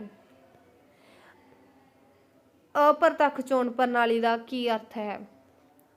ਜਦ ਉਹ ਪ੍ਰਤੀਨਿਧੀ ਜਿਨ੍ਹਾਂ ਦੇ ਹੱਥ ਵਿੱਚ ਸ਼ਾਸਨ ਸੱਤਾ ਰਹਿੰਦੀ ਹੈ ਜਨਤਾ ਦੁਆਰਾ ਪ੍ਰਤੱਖ ਰੂਪ ਨਾਲ ਨਾ ਚੁਣੇ ਜਾਣ ਕਰਕੇ ਜਨਤਾ ਦੇ ਚੁਣੇ ਹੋਏ ਪ੍ਰਤੀਨਿਧੀਆਂ ਦੁਆਰਾ ਚੁਣੇ ਜਾਂਦੇ ਹੋਣ ਤਾਂ ਉਸ ਪ੍ਰਣਾਲੀ ਨੂੰ ਅਪ੍ਰਤੱਖ ਚੋਣ ਪ੍ਰਣਾਲੀ ਕਿਹਾ ਜਾਂਦਾ ਹੈ। ਸੰਯੁਕਤ ਚੋਣ ਪ੍ਰਣਾਲੀ ਤੋਂ ਕੀ ਭਾਵ ਹੈ? ਇਸ ਦੇ ਅਧੀਨ ਇੱਕ ਚੋਣ ਖੇਤਰ ਦੇ ਸਾਰੇ ਮਤਦਾਤਾ ਭਾਵੇਂ ਉਹ ਕਿਸੇ ਵੀ ਜਾਤ, ਨਸਲ ਜਾਂ ਧਰਮ ਨਾਲ ਸੰਬੰਧਿਤ ਹੋਣ ਉਹਨਾਂ ਦੇ ਨਾਂ ਇੱਕ ਹੀ ਮਤਦਾਤਾ ਸੂਚੀ ਵਿੱਚ ਹੁੰਦੇ ਹਨ ਤੇ ਉਹ ਸੰਯੁਕਤ ਤੌਰ ਤੇ ਆਪਣੇ ਪ੍ਰਤੀਨਿਧੀ ਦੀ ਚੋਣ ਕਰਦੇ ਹਨ। ਜਨ ਸਹਿਭਾਗਤਾ ਦਾ ਕੀ ਅਰਥ ਹੈ? ਜਨ ਸਹਿਭਾਗਤਾ ਦਾ ਅਰਥ ਰਾਜਨੀਤਿਕ ਪ੍ਰਣਾਲੀ ਵਿੱਚ ਲੋਕਾਂ ਦੁਆਰਾ ਹਿੱਸਾ ਲੈਣਾ। ਮਤਲਬ ਰਾਜਨੀਤਿਕ ਪ੍ਰਕਿਰਿਆਵਾਂ ਵਿੱਚ ਲੋਕਾਂ ਦੁਆਰਾ ਹਿੱਸਾ ਲੈਣ ਨੂੰ ਜਨ ਸਹਿਭਾਗਤਾ ਕਹਿੰਦੇ ਨੇ। ਕੀ ਇਸਤਰੀ ਮਤ ਅਧਿਕਾਰ ਜ਼ਰੂਰੀ ਹੈ? ਇਸਤਰੀਆਂ ਨੂੰ ਮਤ ਅਧਿਕਾਰ ਦਿੱਤਾ ਜਾਣਾ ਉਸੇ ਤਰ੍ਹਾਂ ਹੀ ਜ਼ਰੂਰੀ ਹੈ ਜਿਵੇਂ ਮਰਦਾਂ ਨੂੰ ਮਤ ਅਧਿਕਾਰ ਦਿੱਤਾ ਜਾਣਾ ਜ਼ਰੂਰੀ ਹੈ। ਇਸਤਰੀਆਂ ਦੀਆਂ ਆਪਣੀਆਂ ਸਮੱਸਿਆਵਾਂ ਹੁੰਦੀਆਂ ਹਨ ਅਤੇ ਉਹ ਆਪਣੀ ਪਸੰਦ ਦਾ ਉਮੀਦਵਾਰ ਚੁਣ ਕੇ ਉਹਨਾਂ ਦਾ ਹੱਲ ਕਰ ਸਕਦੀਆਂ ਹਨ। ਗੁਪਤ ਮਤਦਾਨ ਤੋਂ ਕੀ ਭਾਵ ਹੈ? ਗੁਪਤ ਮਤਦਾਨ ਦੀ ਉਹ ਪੱਧਤੀ ਹੈ ਜਿਸ ਵਿੱਚ ਕਿਸੇ ਨੂੰ ਇਹ ਪਤਾ ਨਾ ਚੱਲੇ ਕਿ ਵੋਟ ਕਿਸ ਪੱਖ ਜਾਂ ਕਿਸ ਉਮੀਦਵਾਰ ਨੂੰ ਦਿੱਤਾ ਗਿਆ ਹੈ। ਅਗਲਾ ਪ੍ਰਸ਼ਨ ਨਿਰਵਾਚਕ ਮੰਡਲ ਤੋਂ ਕੀ ਭਾਵ ਹੈ? ਕੁੱਲ ਵਸੋਂ ਦਾ ਉਹ ਹਿੱਸਾ ਜੋ ਪ੍ਰਤੀਨਿਧੀਆਂ ਦੀ ਚੋਣ ਵਿੱਚ ਹਿੱਸਾ ਲੈਂਦਾ ਹੈ ਸਮੂਹਿਕ ਰੂਪ ਵਿੱਚ ਨਿਰਵਾਚਕ ਮੰਡਲ ਕਹਾਉਂਦਾ ਹੈ। ਜਨ ਸਹਿਭਾਗਤਾ ਦੀ ਮਹੱਤਤਾ। ਜਨ ਸਹਿਭਾਗਤਾ ਨਾਲ ਲੋਕਤੰਤਰ ਮਜ਼ਬੂਤ ਹੁੰਦਾ ਹੈ। ਭਾਰਤ ਵਿੱਚ ਕਿਹੜੇ 2 ਚੋਣ ਅਪ੍ਰਤੱਖ ਢੰਗ ਨਾਲ ਕਰਵਾਏ ਜਾਂਦੇ ਹਨ? ਪਹਿਲਾ ਰਾਸ਼ਟਰਪਤੀ ਦੀ ਚੋਣ, ਦੂਜਾ ਉਪ ਰਾਸ਼ਟਰਪਤੀ ਦੀ ਚੋਣ। ਅਗਲਾ ਪ੍ਰਸ਼ਨ ਇਸਤਰੀ ਮਤਾਧਿਕਾਰ ਦੇ ਪੱਖ ਵਿੱਚ ਕੋਈ ਇੱਕ ਤਰਕ ਦਿਓ। ਔਰਤ ਨੂੰ ਸਿਰਫ ਲਿੰਗ ਦੇ ਆਧਾਰ ਤੇ ਮਤਾਧਿਕਾਰ ਤੋਂ ਵੰਚਿਤ ਰੱਖਣਾ ਨਿਆਂ ਸੰਗਤ ਨਹੀਂ ਹੈ। ਅਗਲਾ ਜਨਮਤ। ਲੋਕ ਮਤ ਦੀ ਇੱਕ ਪਰਿਭਾਸ਼ਾ ਲਿਖੋ। ਪ੍ਰੋਫੈਸਰ ਬਰਾਈਸ ਦੇ ਅਨੁਸਾਰ ਸਾਰੇ ਸਮਾਜ ਨਾਲ ਸੰਬੰਧਿਤ ਸਮੱਸਿਆਵਾਂ ਉੱਤੇ ਜਨਤਾ ਦੇ ਸਮੂਹਿਕ ਵਿਚਾਰਾਂ ਨੂੰ ਜਨਮਤ ਕਿਹਾ ਜਾਂਦਾ ਹੈ। ਮਤਲਬ ਸਾਰੇ ਸਮਾਜ ਨਾਲ ਸੰਬੰਧਿਤ ਸਮੱਸਿਆ ਉੱਤੇ ਇੱਕ ਸਾਰੇ ਜਨਮਤ ਦਾ ਇੱਕ ਸਮੂਹ ਜਿਹੜਾ ਵਿਚਾਰ ਹੈ ਉਹਨੂੰ ਜਨਮਤ ਕਹਾਂਗੇ। ਸਿਹਤਮੰਦ ਲੋਕ ਮਤ ਦੇ ਨਿਰਮਾਣ ਦੀਆਂ ਕੋਈ 2 ਰੁਕਾਵਟਾਂ ਦੱਸੋ। ਅਨਪੜ੍ਹਤਾ ਤੇ ਪੱਖਪਾਤੀ ਪ੍ਰੈਸ। ਲੋਕਮਤ ਕੀ ਹੈ? ਲੋਕਮਤ ਤੋਂ ਸਾਡਾ ਭਾਵ ਸਰਵਜਨਕ ਮਾਮਲਿਆਂ ਉੱਤੇ ਜਨਤਾ ਦੀ ਰਾਏ ਤੋਂ ਹੈ। ਲੋਕਮਤ ਲਈ ਜ਼ਰੂਰੀ ਤੱਤ ਲਿਖੋ। ਆਮ ਲੋਕਮਤ ਵਿੱਚ ਲੋਕਾਂ ਦੇ ਭਲੇ ਦੀ ਗੱਲ ਜ਼ਰੂਰ ਹੋਣੀ ਚਾਹੀਦੀ ਹੈ। ਨੈਕਸਟ ਆਉਂਦਾ ਹੈ ਪਾਰਟ ਬੀ, ਭਾਰਤੀ ਲੋਕਤੰਤਰ ਸੰਸਦੀ ਮਾਡਲ। ਭਾਰਤ ਦੁਆਰਾ ਸੰਸਦੀ ਪ੍ਰਣਾਲੀ ਦੀ ਚੋਣ ਕਰਨ ਦਾ ਇੱਕ ਕਾਰਨ ਲਿਖੋ। ਭਾਰਤ ਵਿੱਚ ਸੰਸਦੀ ਪ੍ਰਣਾਲੀ ਪਹਿਲਾਂ ਤੋਂ ਹੀ ਪ੍ਰਚਲਿਤ ਸੀ, ਇਸੇ ਕਾਰਨ ਰਾਜਨੀਤਿਕ ਮਾਹਿਰਾਂ ਨੇ ਇਸ ਦਾ ਸਮਰਥਨ ਕੀਤਾ। ਭਾਰਤੀ ਸੰਸਦੀ ਸ਼ਾਸਨ ਪ੍ਰਣਾਲੀ ਦੀ ਇੱਕ ਵਿਸ਼ੇਸ਼ਤਾ ਲਿਖੋ। ਕਾਰਜਪਾਲਿਕਾ ਵਿਧਾਨ ਮੰਡਲ ਦੇ ਪ੍ਰਤੀ ਉੱਤਰਦਾਈ ਹੁੰਦੀ ਹੈ। ਜਿਹੜੀ ਕਾਰਜਪਾਲਿਕਾ ਵਿਧਾਨ ਮੰਡਲ ਦੇ ਪ੍ਰਤੀ ਜਿਹੜੀ ਉੱਤਰਦਾਈ ਹੁੰਦੀ ਹੈ। ਭਾਰਤ ਵਿੱਚ ਸੰਸਦੀ ਸਰਕਾਰ ਦੀ ਕੋਈ ਇੱਕ ਵਿਸ਼ੇਸ਼ਤਾ। ਭਾਰਤ ਵਿੱਚ ਕਾਰਜਪਾਲਿਕਾ ਤੇ ਵਿਧਾਨਪਾਲਿਕਾ ਵਿੱਚ ਨੇੜੇ ਦਾ ਸੰਬੰਧ ਪਾਇਆ ਜਾਂਦਾ ਹੈ। ਭਾਰਤੀ ਸੰਸਦ ਪ੍ਰਣਾਲੀ ਦਾ ਇੱਕ ਦੋਸ਼ ਲਿਖੋ। ਭਾਰਤ ਵਿੱਚ ਚੰਗੀਆਂ ਸੰਸਦੀ ਪਰੰਪਰਾਵਾਂ ਦੀ ਘਾਟ ਹੈ। ਭਾਰਤ ਵਿੱਚ ਨਾਮਾਤਰ ਕਾਰਜਪਾਲਿਕਾ ਪ੍ਰਧਾਨ ਕੌਣ ਹੁੰਦਾ ਹੈ? ਰਾਸ਼ਟਰਪਤੀ। ਭਾਰਤੀ ਲੋਕਤੰਤਰ ਨੂੰ ਜਾਤੀਵਾਦ ਕਿਵੇਂ ਪ੍ਰਭਾਵਿਤ ਕਰਦਾ ਹੈ? ਚੋਣਾਂ ਵਿੱਚ ਜਾਤੀ ਦੇ ਨਾਂ ਤੇ ਲੋਕਾਂ ਤੋਂ ਵੋਟਾਂ ਮੰਗੀਆਂ ਜਾਂਦੀਆਂ ਹਨ। ਸਮਾਜਿਕ ਅਸਮਾਨਤਾ ਭਾਰਤੀ ਲੋਕਤੰਤਰ ਲਈ ਕਿਸ ਪ੍ਰਕਾਰ ਸਮੱਸਿਆ ਹੈ? ਸਮਾਜਿਕ ਤੌਰ ਤੇ ਦੱਬੇ ਲੋਕ ਰਾਜਨੀਤੀ ਵਿੱਚ ਕਿਰਿਆਸ਼ੀਲ ਭੂਮਿਕਾ ਨਹੀਂ ਨਿਭਾ ਸਕਦੇ। ਭਾਰਤ ਵਿੱਚ ਅਨਪੜ੍ਹਤਾ ਦੇ ਲੋਕ ਨੇ ਲੋਕਤੰਤਰ ਨੂੰ ਕਿਵੇਂ ਪ੍ਰਭਾਵਿਤ ਕੀਤਾ? ਅਨਪੜ੍ਹ ਵਿਅਕਤੀ ਆਪਣੀ ਵੋਟ ਦਾ ਉਚਿਤ ਪ੍ਰਯੋਗ ਨਹੀਂ ਕਰਦੇ।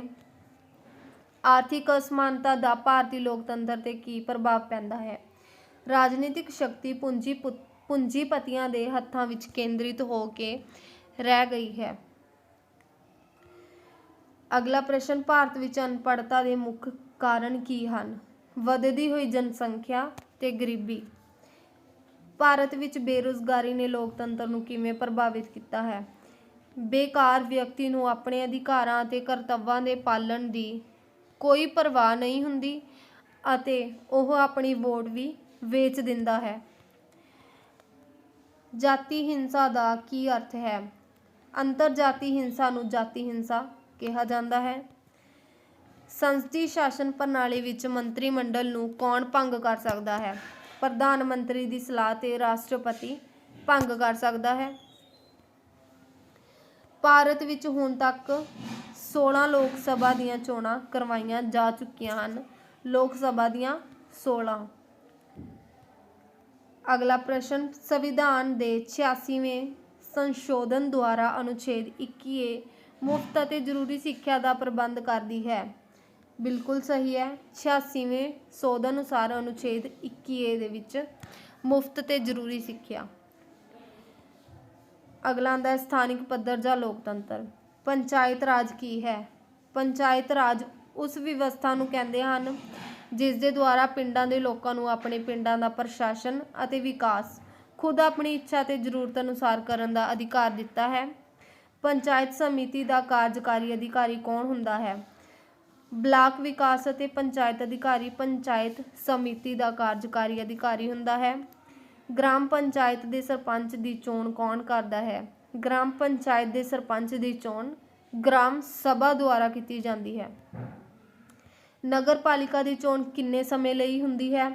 ਨਗਰ ਪਾਲਿਕਾ ਦੀ ਚੋਣ 5 ਸਾਲ ਲਈ ਹੁੰਦੀ ਹੈ। ਗ੍ਰਾਮ ਪੰਚਾਇਤ ਦੇ ਮੈਂਬਰਾਂ ਦੀ ਚੋਣ ਕਿਵੇਂ ਕੀਤੀ ਜਾਂਦੀ ਹੈ? ਗ੍ਰਾਮ ਪੰਚਾਇਤ ਦੇ ਮੈਂਬਰਾਂ ਦੀ ਚੋਣ ਗ੍ਰਾਮ ਸਭਾ ਦੇ ਮੈਂਬਰਾਂ ਦੁਆਰਾ ਪ੍ਰਤੱਖ ਚੋਣ ਨਾਲ ਕੀਤੀ ਜਾਂਦੀ ਹੈ।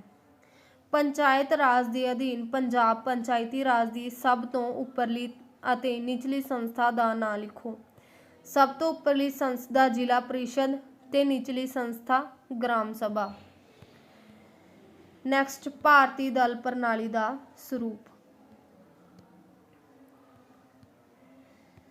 ਭਾਰਤੀ ਦਲ ਪ੍ਰਣਾਲੀ ਦੀ ਮੁੱਖ ਵਿਸ਼ੇਸ਼ਤਾ ਕੀ ਹੈ? ਭਾਰਤੀ ਦਲ ਪ੍ਰਣਾਲੀ ਬਹੁਦਲੀ ਹੈ। ਭਾਰਤ ਵਿੱਚ ਦੋ ਰਾਸ਼ਟਰੀ ਰਾਜਨੀਤਿਕ ਦਲਾਂ ਦੇ ਨਾਮ, ਪਹਿਲਾ ਹੈ ਭਾਰਤੀ ਰਾਸ਼ਟਰੀ ਕਾਂਗਰਸ ਤੇ ਭਾਰਤੀ ਜਨਤਾ ਪਾਰਟੀ। ਭਾਰਤ ਵਿੱਚ ਪਾਏ ਜਾਣ ਵਾਲੇ ਕੋਈ ਦੋ ਖੇਤਰੀ ਦਲਾਂ ਦੇ ਨਾਮ, ਪਹਿਲਾ ਇੰਡੀਅਨ ਨੈਸ਼ਨਲ ਲੋਕ ਦਲ, ਦੂਜਾ ਸ਼੍ਰੋਮਣੀ ਅਕਾਲੀ ਦਲ। ਭਾਰਤ ਵਿੱਚ ਨੈਕਸਟ ਕੁਐਸਚਨ, ਬਹੁਜਨ ਸਮਾਜ ਪਾਰਟੀ ਦੀ ਸਥਾਪਨਾ ਕਦੋਂ ਹੋਈ ਸੀ? 14 ਅਪ੍ਰੈਲ 1984 ਈਸਵੀ ਵਿੱਚ ਬਹੁਜਨ ਸਮਾਜ ਪਾਰਟੀ ਦੀ ਸਥਾਪਨਾ। ਕਾਂਗਰਸ ਪਾਰਟੀ ਦਾ ਚੋਣ ਨਿਸ਼ਾਨ ਕੀ ਹੈ? ਹੱਥ। ਭਾਰਤੀ ਜਨਤਾ ਪਾਰਟੀ ਦਾ ਚੋਣ ਨਿਸ਼ਾਨ ਕਮਲ ਦਾ ਫੁੱਲ। ਬਹੁਜਨ ਸਮਾਜ ਪਾਰਟੀ ਦਾ ਚੋਣ ਨਿਸ਼ਾਨ ਹੈ ਹਾਥੀ। ਭਾਰਤ ਕਮਿਊਨਿਸਟ ਪਾਰਟੀ ਪੂੰਜੀਵਾਦੀ ਵਿਚਾਰਧਾਰਾ ਦਾ ਸਮਰਥਨ ਕਰਦੀ ਹੈ। ਗਲਤ। ਅਗਲਾ ਚੋਣ ਪ੍ਰਣਾਲੀ। ਚੋਣ ਆਯੋਗ ਦਾ ਕੀ ਕੰਮ ਹੈ? ਚੋਣ ਆਯੋਗ ਦਾ ਮੁੱਖ ਕੰਮ ਸੰਸਦ ਅਤੇ ਰਾਜ ਵਿਧਾਨ ਸਭਾਵਾਂ ਦੀਆਂ ਚੋਣਾਂ ਕਰਵਾਉਣ ਅਤੇ ਉਹਨਾਂ ਦੀ ਵੋਟਰ ਸੂਚੀ ਤਿਆਰ ਕਰਵਾਉਣਾ ਹੈ। ਮੁੱਖ ਚੋਣ ਕਮਿਸ਼ਨਰ ਦਾ ਨਾਂ ਲਿਖੋ। ਸੈਯਦ ਨਸੀਮ ਅਹਿਮਦ ਜ਼ੈਦੀ ਮੁੱਖ ਚੋਣ ਕਮਿਸ਼ਨਰ ਹਨ। ਭਾਰਤ ਵਿੱਚ ਚੋਣ ਪ੍ਰਕਿਰਿਆ ਦੀਆਂ ਦੋ ਵਿਸ਼ੇਸ਼ਤਾਵਾਂ ਦੇ ਨਾਂ ਲਿਖੋ। ਚੋਣ ਖੇਤਰ ਨਿਸ਼ਚਿਤ ਕਰਨਾ ਤੇ ਵੋਟਰ ਸੂਚੀ ਬਣਾਉਣਾ। ਜਨ ਸਹਿਭਾਗਤਾ ਦਾ ਅਰਥ ਹੈ ਲੋਕਾਂ ਦੁਆਰਾ ਰਾਜਨੀਤਿਕ ਪ੍ਰਕਿਰਿਆ ਵਿੱਚ ਭਾਗ ਲੈਣਾ। ਜਨ ਸਹਿਭਾਗਤਾ ਦਾ ਭਾਵ ਇਹ ਹੈ ਕਿ ਜਨ ਸਹਿਭਾਗਤਾ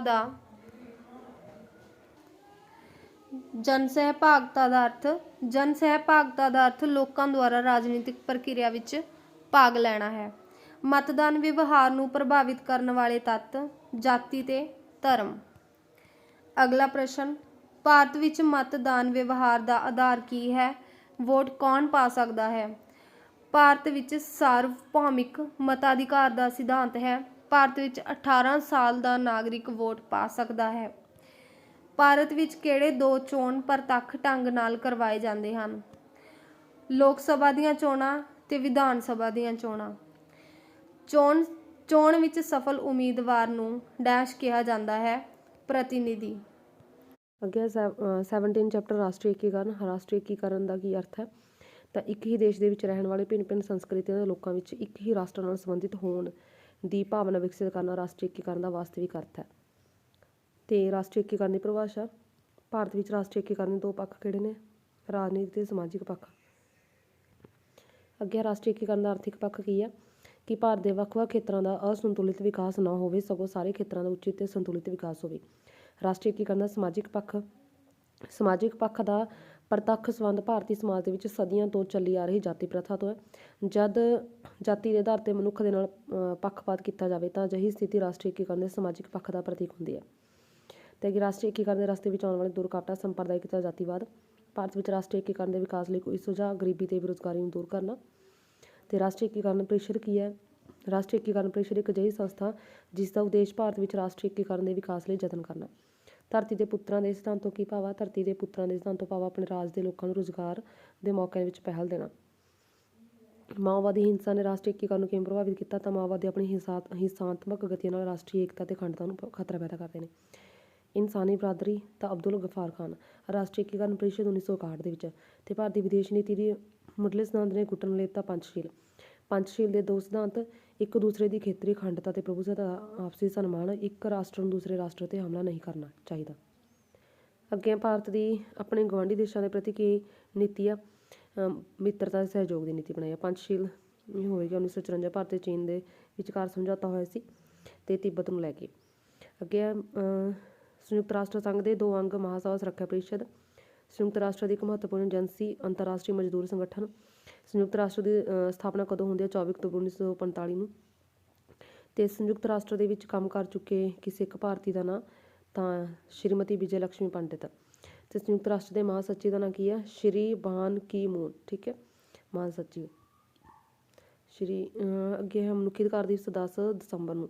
ਭਾਰਤ ਦੇ ਸਾਰਕ ਦੀ ਸਥਾਪਨਾ 1985 ਦੇ ਵਿੱਚ। ਸਾਰਕ ਦਾ ਪੂਰਾ ਨਾਂ ਸਾਰਕ ਦੱਖਣੀ ਏਸ਼ੀਆਈ ਖੇਤਰੀ ਸਹਿਯੋਗ। ਤੇ ਸਾਰਕ ਦੇਸ਼ ਦੇ ਵਿੱਚ ਕਿਹੜਾ ਦੇਸ਼ ਹੈ ਜਿਸ ਦੀਆਂ ਹੱਦਾਂ ਸਾਰੇ ਦੇਸ਼ਾਂ ਦੇ ਨਾਲ ਲੱਗਦੀਆਂ ਨੇ? ਤਾਂ ਭਾਰਤ ਦੀਆਂ ਹੱਦਾਂ। ਸਾਰਕ ਦੇ ਵਿੱਚ ਸ਼ਾਮਲ ਭਾਰਤ, ਪਾਕਿਸਤਾਨ, ਸ਼੍ਰੀਲੰਕਾ, ਨੇਪਾਲ, ਭੂਟਾਨ, ਬੰਗਲਾਦੇਸ਼, ਮਾਲਦੀਵ ਤੇ ਅਫਗਾਨਿਸਤਾਨ। ਤੇ ਅਫਗਾਨਿਸਤਾਨ ਸਾਰਕ ਦਾ ਮੈਂਬਰ ਕਦੋਂ ਬਣਿਆ? ਅਪ੍ਰੈਲ 2007 ਦੇ ਵਿੱਚ 14ਵੇਂ ਸਾਰਕ ਸੰਮੇਲਨ ਦੇ ਵਿੱਚ, ਸਿਖਰ ਸੰਮੇਲਨ ਦੇ ਵਿੱਚ ਸਾਰਕ ਦਾ ਮੈਂਬਰ ਬਣਿਆ। ਸਾਰਕ ਦਾ ਦੱਖਣੀ ਏਸ਼ੀਆਈ ਦੇਸ਼ਾਂ ਦਾ ਸੰਗਠਨ, ਠੀਕ ਹੈ। ਤੇ ਭਾਰਤ ਦੇ ਗਵਾਂਢੀ ਦੇਸ਼ਾਂ ਨਾਲ ਜਿਹੜੇ ਕਿ ਭਾਰਤ ਪਾਕ ਸਮੇਂ ਭਾਰਤ ਦਾ ਪ੍ਰਧਾਨ ਮੰਤਰੀ ਕੌਣ ਸੀ? 1971 ਦੇ ਵਿੱਚ ਯੁੱਧ ਦੇ ਸਮੇਂ ਸ਼੍ਰੀਮਤੀ ਇੰਦਰਾ ਗਾਂਧੀ। ਅੱਗੇ ਸ਼ਿਮਲਾ ਸਮਝੌਤਾ ਤੇ ਹੁੰਦਾ 1972 ਦੇ ਵਿੱਚ। ਸ਼ਿਮਲਾ ਸਮਝੌਤਾ ਕਿਹੜੇ ਦੋ ਦੇਸ਼ਾਂ ਵਿਚਕਾਰ ਹੋਇਆ? ਭਾਰਤ ਪਾਕਿਸਤਾਨ ਦੇ ਵਿੱਚ। ਮੈਕਮੋਹਨ ਰੇਖਾ ਭਾਰਤ ਤੇ ਚੀਨ ਦੀ ਹੱਦ ਨਿਰਧਾਰਿਤ ਕਰਦੀ ਹੈ, ਜਿਸ ਨੂੰ 1914 ਵਿੱਚ ਨਿਸ਼ਚਿਤ ਕੀਤਾ ਗਿਆ। ਭਾਰਤ ਚੀਨ ਸੰਬੰਧ ਦੀ ਇੱਕ ਉਦਾਹਰਨ 1988 ਦੇ ਵਿੱਚ ਚੀਨ ਦੀ ਯਾਤਰਾ ਕੀਤੀ ਸ਼੍ਰੀ ਰਾਜੀਵ ਗਾਂਧੀ ਨੇ। ਤਾਸ਼ਕੰਦ ਸਮਝੌਤਾ ਭਾਰਤ ਪਾਕਿਸਤਾਨ ਦੇ ਵਿਚਕਾਰ ਹੁੰਦਾ। ਭਾਰਤ ਪਾਕਿਸਤਾਨ ਦਾ ਭਵਿੱਖ ਕੀ ਹੈ? ਉਜਵਲ ਨਹੀਂ ਹੈ ਕਿਉਂਕਿ, ਠੀਕ ਹੈ। ਅੱਗੇ ਭਾਰਤ ਤਣਾਅ ਦਾ ਕਾਰਨ ਕਸ਼ਮੀਰ ਤੇ ਭਾਰਤ ਪਾਕਿਸਤਾਨ ਦਾ ਸੰਬੰਧ ਦਾ ਭਵਿੱਖ, ਠੀਕ ਹੈ। ਤੇ ਬੰਗਲਾਦੇਸ਼ ਦੀ ਸਥਾਪਨਾ 1971 ਦੇ ਵਿੱਚ। ਤੇ ਤਾਸ਼ਕੰਦ ਸਮਝੌਤਾ ਜਿਹੜੇ ਕਿ 1965 ਦੇ ਵਿੱਚ ਭਾਰਤ ਪਾਕ ਦੇ ਯੁੱਧ ਦੇ ਬਾਅਦ ਜਨਵਰੀ 1966 ਦੇ ਵਿੱਚ ਹੋਇਆ। ਲਿਟੇ ਤੋਂ ਕੀ ਭਾਵ ਹੈ? ਲਿਟੇ ਦਾ ਪੂਰਾ ਨਾਮ ਲਿਬਰੇਸ਼ਨ ਟਾਈਗਰ ਆਫ ਤਾਮਿਲ ਇਲਮ ਹੈ, ਜਿਸ ਦੀ ਸਥਾਪਨਾ ਸ਼੍ਰੀਲੰਕਾ ਵਿੱਚ ਤਾਮਿਲ ਦੀ ਸੁਤੰਤਰਤਾ ਦੇ ਅਧਿਕਾਰਾਂ ਦੀ ਰੱਖਿਆ ਲਈ ਕੀਤੀ ਗਈ। ਪੰਚਸ਼ੀਲ 1954 ਦੇ ਵਿੱਚ ਹੁੰਦਾ। ਪੰਜ ਸਿਧਾਂਤ ਤੇ ਭਾਰਤ ਦੇ ਜਿਹੜੇ ਕਿ ਸ਼ਿਮਲਾ ਇਹ ਰਿਪੀਟ ਹੋ ਗਿਆ। ਪੰਚਸ਼ੀਲ 1954। ਹਾਂਜੀ। ਭਾਰਤ ਅਮਰੀਕਾ ਪਰਮਾਣੂ ਸੰਬੰਧੀ ਅਕਤੂਬਰ 2008 ਦੇ ਵਿੱਚ, ਠੀਕ ਹੈ, 6 ਦੇ ਵਿੱਚ ਹੈ। ਅੱਗੇ ਹੈ ਭਾਰਤ ਅਮਰੀਕਾ ਦੇ ਸੰਬੰਧ, ਠੀਕ ਹੈ। ਤਣਾਅ ਦਾ ਕਾਰਨ ਤਾਂ ਕਾਰਜਵਾਇਕ ਇੰਜਨ ਦਾ ਨਾਂ ਦੇਣਾ। ਤੇ ਅਮਰੀਕਾ ਦਾ ਗੁੱਟਨਿਰਭਰ ਨੀਤੀ ਪ੍ਰਤੀ ਕੀ ਦ੍ਰਿਸ਼ਟੀਕੋਣ ਹੈ? ਅਮਰੀਕਾ ਨੇ ਗੁੱਟਨਿਰਭਰ ਨੀਤੀ ਨੂੰ ਕਦੇ ਪਸੰਦ ਨਹੀਂ ਕੀਤਾ। ਭਾਰਤ ਪਾਕਿਸਤਾਨ ਦੇ ਵਿੱਚ ਇਹਨੂੰ ਰੀਡ ਕਰ ਲੈਣਾ। ਅੱਗੇ ਹੈ CTBT ਦਾ ਕੀ ਅਰਥ ਹੈ? ਠੀਕ ਹੈ, ਜ਼ਿਆਦਾ ਪ੍ਰੀਖਣ ਪ੍ਰਤੀਬੰਧ ਸੰਧੀ। ਨਿਸ਼ਸਤਰੀਕਰਨ ਸ਼ਾਂਤੀ ਵੱਲ ਲੈ ਜਾਂਦਾ। ਨਿਸ਼ਸਤਰੀਕਰਨ ਦਾ ਕੀ ਅਰਥ ਹੈ? ਸਰੀਰਕ ਹਿੰਸਾ ਦੇ ਪ੍ਰਯੋਗ ਦੇ ਸਾਰੇ ਭੌਤਿਕ ਤੇ ਮਨੁੱਖੀ ਸਾਧਨਾਂ ਦੇ ਖਾਤਮੇ ਤੋਂ ਹੈ। ਵਿਸ਼ਵੀਕਰਨ ਦਾ ਅਰਥ ਹੈ ਤੋਂ ਭਾਵ ਕਿਸੇ ਵਸਤੂ, ਸੇਵਾ, ਪੂੰਜੀ, ਬੌਧਿਕ ਸੰਪਦਾ ਦਾ ਇੱਕ ਦੇਸ਼ ਤੋਂ ਦੂਸਰੇ ਦੇਸ਼ਾਂ ਨਾਲ ਬਿਨਾਂ ਰੁਕਾਵਟ ਦੇ ਆਦਾਨ ਪ੍ਰਦਾਨ। ਮਨੁੱਖੀ ਅਧਿਕਾਰ ਆਯੋਗ ਦੇ ਕੰਮ ਤੇ ਵਿਸ਼ਵ ਵਪਾਰ ਸੰਗਠਨ ਭਾਰਤ ਦਾ ਨਿਸ਼ਸਤਰੀਕਰਨ ਪ੍ਰਤੀ ਕੀ ਆ? ਪੂਰਨ ਤੌਰ 'ਤੇ ਨਿਸ਼ਸਤਰੀਕਰਨ ਦੇ ਪੱਖ ਦੇ ਵਿੱਚ ਹੈ। ਹਾਂਜੀ। ਅੱਗੇ ਹੈਗੇ ਨੇ ਤੁਹਾਡੇ ਜਿਹੜੇ ਕਿ 3-3 ਅੰਕਾਂ ਵਾਲੇ ਕੁਐਸਚਨ। ਰਾਣੀ ਪ੍ਰਣਾਲੀ ਦਾ ਅਰਥ, ਹਿੱਤ ਸਮੂਹੀਕਰਨ, ਇਹਦੇ ਕਾਰਜ, ਰਾਜ ਤੇ ਰਾਜਨੀਤੀ ਵਿੱਚ ਕੋਈ 3 ਅੰਤਰ, ਫੀਡਬੈਕ ਲੂਪ, ਠੀਕ ਹੈ, ਰਾਜਨੀਤੀ ਦੇ 3 ਨਿਕਾਸ ਕਾਰਜ, ਰਾਜਨੀਤੀ ਦੇ ਪ੍ਰਣਾਲੀ ਦੇ 3 ਨਿਵੇਸ਼। ਉਦਾਰਵਾਦ ਤੋਂ ਕੀ ਭਾਵ ਹੈ? ਸਮਕਾਲੀ ਉਦਾਰਵਾਦ ਕਿਸ ਨੂੰ ਕਹਿੰਦੇ ਨੇ? ਉਦਾਰਵਾਦ ਦੇ ਵਿਰੁੱਧ 3 ਦਲੀਲਾਂ। ਮਾਰਕਸਵਾਦ ਦੀਆਂ 3 ਰਚਨਾਵਾਂ। ਕਾਰਲ ਮਾਰਕਸ ਦਾ ਵਰਗ ਸਿਧਾਂਤ, ਵਾਧੂ ਮੁੱਲ ਦਾ ਸਿਧਾਂਤ। ਕਾਰਲ ਮਾਰਕਸ ਦਾ ਵਰਗਹੀਨ ਸਮਾਜ ਤੋਂ ਕੀ ਭਾਵ ਹੈ? ਸੱਤਿਆਗ੍ਰਹਿ ਦੇ ਵਿਧੀਆਂ, ਠੀਕ ਹੈ। ਦੇਖੋ ਇਹਨਾਂ 'ਚ ਸ਼ੋਰ ਲਿਖਿਆ ਹੋਇਆ। ਤੇ ਮਹਾਤਮਾ ਗਾਂਧੀ ਜੀ ਦੇ ਅਹਿੰਸਾ ਸੰਬੰਧੀ ਵਿਚਾਰਾਂ ਦੀ ਵਿਸਥਾਰ ਨਾਲ ਵਿਆਖਿਆ। ਮਹਾਤਮਾ ਗਾਂਧੀ ਦੇ ਆਦਰਸ਼ ਰਾਜ ਦੇ ਵਿਸ਼ੇਸ਼ਤਾਵਾਂ। ਹਿਜਰਤ ਤੋਂ ਕੀ ਭਾਵ ਹੈ? ਨੌਕਰਸ਼ਾਹੀ ਦੇ 4 ਵਿਸ਼ੇਸ਼ਤਾਵਾਂ। ਪ੍ਰਸ਼ਾਸਨ ਨੂੰ ਰੀੜ੍ਹ ਦੀ ਹੱਡੀ ਕਿਉਂ ਕਿਹਾ ਜਾਂਦਾ? ਲੋਕਮਤ ਦੀਆਂ ਵਿਸ਼ੇਸ਼ਤਾਵਾਂ। ਤੇ ਅੱਗੇ ਹਿੱਤ ਸਮੂਹੀਕਰਨ ਦੇ ਵਿੱਚੋਂ ਰਾਜਨੀਤਿਕ ਦਲਾਂ ਦੇ ਕੋਈ 4 ਕਾਰਜ। ਬਹੁਦਲ ਪ੍ਰਣਾਲੀ ਦੇ ਗੁਣ।